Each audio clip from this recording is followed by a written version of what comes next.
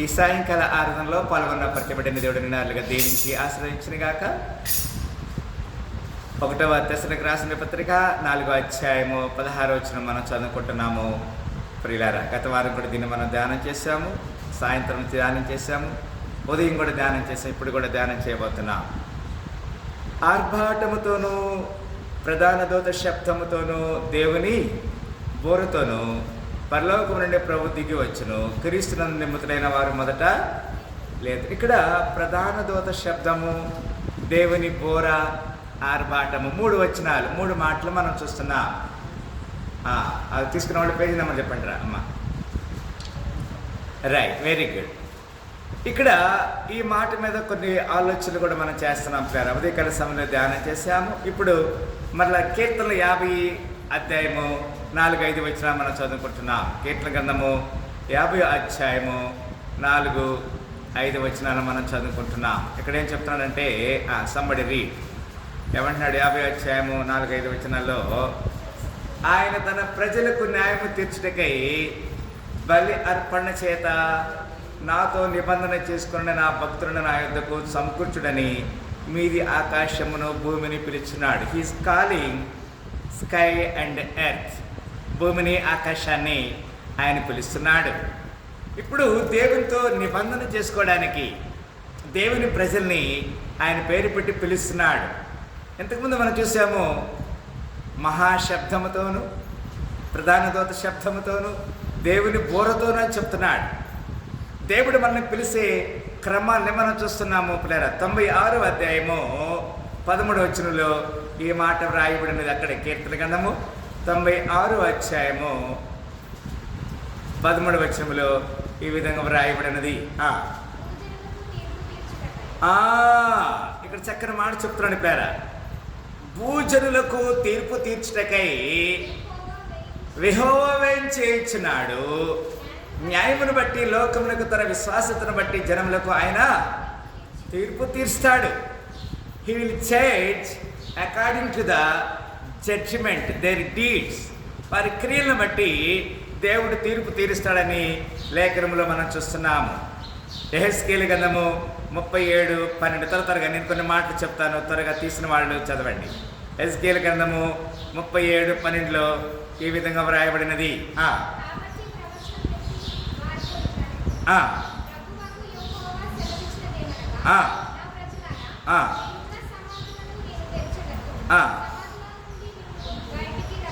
కాబట్టి ప్రవచనం ఎత్తి వారితో ఇట్లనము, ప్రభువు యెహోవా సెలవిచ్చినదేమనగా, నా ప్రజలారా, మీరున్న సమాధులను నేను తెరిచెదను. అంటే యేసుక్రీస్తు వచ్చేటప్పుడు ఈ సమాధులు తెరవబడతాయి. సమాధుల నుండి మిమ్మల్ని బయటికి రప్పించి ఇశ్రాయేలు దేశంలోనికి తోడుకొని వచ్చేదంటాడు. He will call out, he will pull out. ఆయన బయటికి తీసుకొస్తాడు, ఆయన ఇశ్రాయేలులో తీసుకొస్తాడని మాట మనం చూస్తాం. జెఫన్యా 1:14, జెఫన్యా గ్రంథము 1వ అధ్యాయము 14వ వచనంలో ఈ విధంగా వ్రాయబడినది. జెఫన్యా గ్రంథము 1వ అధ్యాయము 14వ వచనంలో, యెహోవా మహాదినము సమీపమాయెను, యెహోవా దినము సమీపమై అతి శీఘ్రముగా వచ్చుచున్నది, ఆలకించుడి. యెహోవా దినము వచ్చుచున్నది, పరాక్రమశాలురు మహారోదనము చేయుదురంటాడు. దేవుని రాకడ సమయంలో అందరూ దుఃఖిస్తారు, ఏడుస్తారు, రొమ్ము కొట్టుకుంటారు. దేవుని రాకడ త్వరగా రాబోతుందని ఇక్కడ లేఖనం తెలియజేసి మత్తయి సువార్త 25:6, మత్తయి సువార్త 25వ అధ్యాయము 6వ వచనంలో ఈ విధంగా వ్రాయబడినది. అర్ధరాత్రి వేళ ఇదిగో పెళ్లి కుమారుడు అతనిని ఎదుర్కొని రండి అని కేక వినబడిను. దేవుడు మనల్ని పిలుస్తున్నాడు ఇప్పుడు కదా, పిల్లల్ని పంపించి పిలుస్తున్నాడు. పాస్టర్ గారు 2 సార్లు పిలుస్తున్నారు. మనమేమో పని పని పని పని పని అని వ్యక్తిగత పని మీద ఆధారపడుతున్నాం. కానీ ఇక్కడ అర్ధరాత్రి వేళ ఇదిగో పెళ్లి కుమారుడు ఆయన త్వరగా రాబోతున్నాడు. పెండ్లి విందుకు రాజు పిలువగా సాకులు చెప్పిరి కొందరు, లోపల చేరిన వారు విందులో పాల్గొన్నారు కదా. పెండ్లి కుమారుడు చెప్తున్నప్పుడు, ఇగో అమ్మా యేసుక్రీస్తు వారు రాబోతున్నాడు, మీరు అందరూ సిద్ధపడండి, దేవుడి సందికి రండి అంటే సాకులు చెప్తున్నా కదా. నాకు ఆ పని ఉంది, నాకు ఈ పని ఉంది, ఇట్లా బిజీ ఉన్నాను. కానీ అర్ధరాత్రి వేళ ఇదిగో పెండ్లి కుమారుడు అతను ఎదుర్కొని రండి అని కేక వినబడతాది పిల్లరా. మార్కు సువార్త 13:26. మత్తయి తర్వాతే మార్కు ఉంటారు. మార్కు సువార్త 13:26 ఈ విధంగా వ్రాయబడినది, అప్పుడు మనుష్య కుమారుడు మహాప్రభావముతోను మహిమతోను మేఘారూఢుడే వచ్చుట. చూసారు ప్రేరా, is going to come soon. ఆయన త్వరగా రాబోతున్నాడు. మేఘాల మీద యేసు వచ్చుచున్నాడు, పరిశుద్ధులందరినీ తీసుకుపోతాడు, పరిశుద్ధులందరినీ తీసుకుపోతాడు. ఎవరు తీసుకెళ్తాడు? సిద్ధపడ్డ వాళ్ళని, పరిశుద్ధులు మాత్రమే తీసుకెళ్తాడు, అందరూ తీసుకెళ్ళాడు. ఇప్పుడు బస్ దగ్గర మనము రెడీ అయ్యి బస్ స్టాప్లోకి వెళ్తే బస్సు రాగానే బస్సు ఎక్కుతాం. మనం రెడీ అవుతున్నాను ఆగమంటే ఆగుతుందా? దేవుడు ఆ విధంగా యేసుక్రీస్తు వారు కూడా ఆగడు. అప్పుడు మనిషి కుమారుడు మహాప్రభావముతోను మహిమతోను మేఘారూఢుడు వచ్చి చూచెదరు అంటాడు. లూకా 17:34. లూకా సువార్త 17:34 త్వరగా చూడండి. 17:34 ఈ విధంగా వ్రాయబడినది పిల్లరా, ఆ రాత్రి ఇద్దరు ఒక్క మంచం మీద ఉందురు, ఒకరు వారిలో ఒకరు కొనిపోబడును, ఒకరు విడిచిపెట్టబడి. ఇద్దరు స్త్రీలు ఒక తిరగలి విసురుచుందురు, ఒకటి కొనిపోబడును, ఒకటి విడిచిపెట్టబడును. పిల్లరా, ఇది జరుగుతుంది. సిద్ధపడాలి. You must be get ready. దేవుని సన్నిధికి రావడానికి సిద్ధపడాలి, వాక్యం చదవడానికి సిద్ధపడాలి, పాటలు పాడటానికి సిద్ధపడాలి. ఒకరు విడవబడతారు, ఒకరు ఎత్తబడతారు. యోహాను సువార్త 14:3. దాని తర్వాతే 14 చదవండి 3 ఏమంటాడంటే ఇక్కడ, నేను వెళ్ళి మీకు స్థలం సిద్ధపరిచిన ఎడలా నేనుండి స్థలంలో మీరు ఉండలాగున మరల వచ్చి నా ఎదుటకు మిమ్మల్ని తీసుకొని పోతాను. ఇలా ఎంత గొప్ప భాగ్యము! దేవుడు మనకు ఒక అష్యూరెన్స్ ఇస్తున్నాడు. యేసుక్రీస్తు మహాశబ్దముతోను ప్రధాన దూత శబ్దముతోను దేవుని బోరతను ప్రభు వస్తాడు. ఆయన మన కొరకు స్థలం సిద్ధపరిచి తిరిగి రాబోతున్నాడు. నేను వచ్చి నేనుండి స్థలంలో మిమ్మల్ని కూడా ఉండటానికి తీసుకెళ్తానని చెప్తున్నాడు. రోమా 8:10. దాని తర్వాతే రోమీయులకు రాసిన పత్రిక 8:10 ఈ విధంగా వ్రాయబడినది. ఇక్కడ ఏమంటాడంటే, క్రీస్తు మీలోనున్న ఎడల మీ శరీరము పాపం విషయమై మృతమైనది కానీ మీ ఆత్మ నీతి విషయమై జీవము కలిగింది అంటాడు. మన శరీరము పాపము వల్ల మృతమైంది, కానీ మనలో ఉన్న ఆత్మ మాత్రము జీవము గలది అని దేవుడు తెలియజేస్తున్నాడు. మృతుల్లో నుండి యేసును లేపిన వారి ఆత్మ మీలో నివసించినలా మృతుల నుండి చదరా చావునకులోనైన మీ శరీరం కూడా మీలో నివసించిన తన ఆత్మ ద్వారా జీవింపజేస్తాడు. He must give life which is the dead body. మృతమైనటువంటి ఆ యొక్క శరీరానికి జీవమిస్తాడు. అంత మాత్రమే కాదు. 1 కొరింథీ 11:26.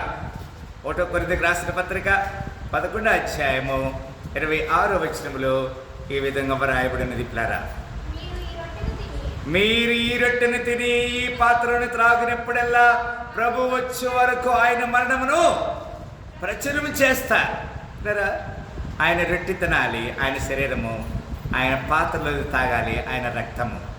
ఎంతమంది మనము దేవుని సహవాసములు పాల్గొంటున్నాం, దేవుని వల్ల పాల్గొంటున్నాం, మనం పరీక్షించుకోవాలి.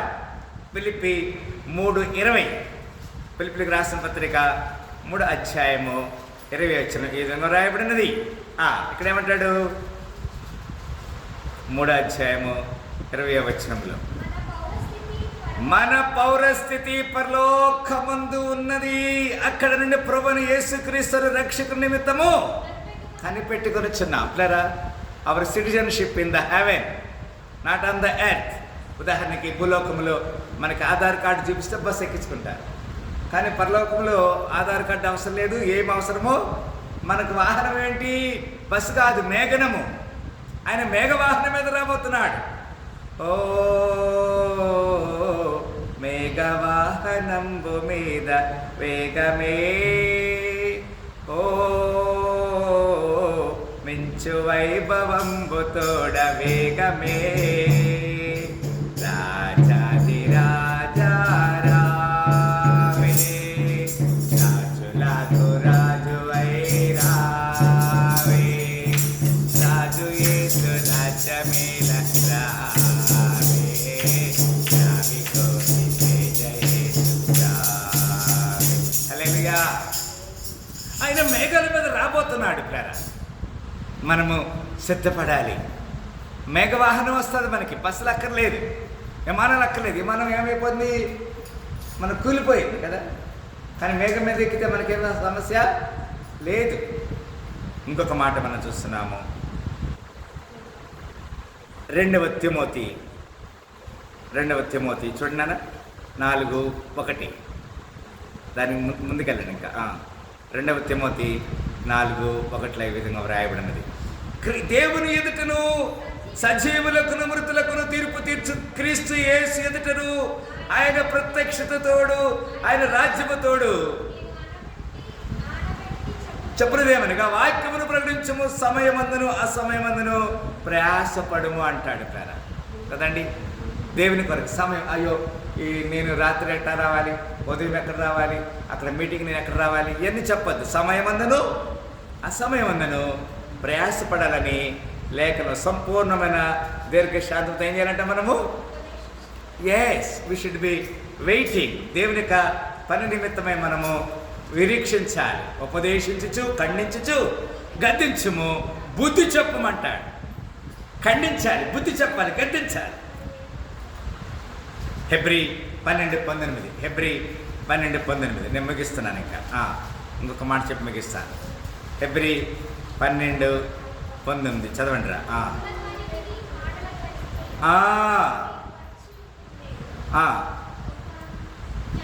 బోరతోనికి నీ మాటలతోనికి మీరు వచ్చి ఉండలేదు. ఒక జంతువైనను ఆ కొండను తాకిన ఎడల రాళ్లతో కొట్టబడవలనని ఆజ్ఞాపించిన మాటకు వారు తాళలేక ఆ ధ్వని వినివారు మరి ఏ మాటయు తమతో చెప్పవలదని బతిమాలుకొనిరి. అబ్బా, ఎంత గొప్ప మాట అండి. ఆ రోజు చెప్పాడు, ఉపవాసం అండి, 3 రోజులు ఉపవాసం అండి, ఆ యొక్క పర్వతం దగ్గరికి రావాలి.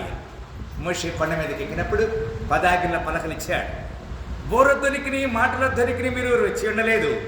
ఒక జంతువైన ఆ కొండను తాకిన ఎడల రాళ్లతో కొట్టవలనని ఆజ్ఞాపించిన మాటకు మీరు తాళలేక ఆ ధ్వని వినిన వారు మరి ఏ మాటయు తమతో చెప్పవలదని బతిమాలుకొనిరి అంటాడు. కనుక పిల్లరా, మనము దేవుని బతిమాలుకోవడానికి దేవుడు మనకు ఒక అవకాశం ఇస్తున్నాడు. లాస్ట్ అండ్ ఫైనల్ ప్రకటన 14:13. ప్రకటన గ్రంథము 14వ అధ్యాయము 13వ వచనంలో ఈ విధంగా వ్రాయబడినది. 14:13.